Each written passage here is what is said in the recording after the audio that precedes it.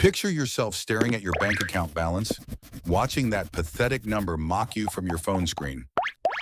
Maybe it is $70, maybe it is $200 if you are having a good month. That first $1,000 feels about as achievable as climbing Mount Everest in flip-flops. Meanwhile, some financial guru on the internet is telling you that once you hit $10,000, it gets easy. They say the next $10,000 comes twice as fast. And you are thinking, yeah, right. Tell that to my credit card bill. Tell that to my rent. It feels like a lie. But here is the thing that is going to blow your mind. That guru isn't lying to you. The psychology and mathematics behind why the first $1,000 is harder than the next $10,000 is real. Most people never understand this, which is exactly why they stay broke their entire lives. My name is Nick, and I spend way too much time analyzing why some people build wealth effortlessly, while others work their entire lives and have absolutely nothing to show for it. If you are tired of the struggle, hit that subscribe button. We are about to dive deep. We are going into the psychological warfare happening in your brain every time you try to save money. When you think of wealthy people, do you imagine they were born with a special financial gene? Here is the truth. It has almost nothing to do with how much money they make. It has everything to do with understanding the invisible psychological forces working against them. Your brain is literally wired to sabotage your financial success. I'm not being dramatic. It is called temporal discounting, a fancy way of saying your brain values immediate rewards way more. Your brain sees spending $50 on dinner tonight as incredibly appealing and real, but saving that same $50 for a future version of yourself feels as a... Then there is the house money effect. Your brain treats money differently depending on how you got it. Money you earn from your regular job feels heavy, important, difficult to part with. But money from a tax refund or a gift, your brain says, this is free money, and you blow it. This mental accounting is why people earning decent incomes stay broke. Every dollar is equal. Then there are money scripts, beliefs programmed into your head when you were a stick kid. Maybe you heard your parents argue about money. So now your brain associates wealth with conflict. Maybe you heard we can't afford that so often that you believe you don't deserve nice things. Or maybe money was never discussed, so you feel shame around wanting financial security. Here is the messed up part. Your brain is evolutionarily programmed to keep you alive, not rich. For thousands of years, survival meant grabbing resources now. There was no guarantee of tomorrow. Your brain is running ancient software in a modern world. It hates delayed gratification. So when you try to save, you are fighting millions of years of biology screaming at you to spend. This is why building that first $1,000 feels like a monumental battle. It is unnatural. But once you hit certain thresholds, something magical happens. The mechanism flips. It is called self-efficacy, your belief in your own ability to succeed. When you have $0, $10,000 feels impossible. Your brain can't even picture. But once you hold that first $1,000, your brain has proof. Oh, I can do this. It rewrites your identity. You stop being a spender and start being a saver. And this is where the mathematics finally starts to help the psychology. Let's look at the numbers, because they are going to change how you make decisions forever. Let's say you decide to save just $100 every single month. I know it sounds small. You might think $100 won't make a dent, but stick with me here. The math gets wild. At $100 a month, it takes exactly 10 months to save your first $1,000. 10 months of saying no to things you want. 10 months of pure discipline. No. 10 months of your friends thinking you are crazy because you won't go out to eat. It feels like an eternity because it is 100% your effort. No help from the universe yet. But here is where it shifts. Let's say you invest that money at a conservative 7% return. Your second $1,000 doesn't take 10 months. It takes about 9 months. Your third $1,000 takes 8.5 months.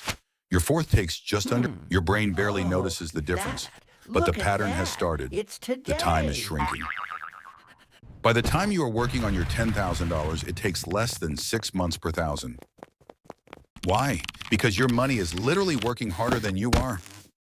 While you sleep, while you complain about your boss, your investments are making money. By the time you hit $10,000 invested, something mind-blowing happens. Your $10,000 earns about $700 a year without you doing anything. That is almost 2 months of your hard work happening for free. Now your brain gets it. You check your account with excitement. Holy crap, this is working. The mechanisms that made saving feel impossible now make saving feel addictive. You stop blowing tax refunds. You dump them into investments to watch the number go up. You see an expensive dinner, not as a treat, but as your brain has completely rewired itself. You found the secret, and it gets better. At $50,000 invested, your money earns $3,500 a year. That is almost 3 times your annual contribution. The snowball is rolling. You could literally stop saving new money, and your wealth would continue to grow. But you won't stop.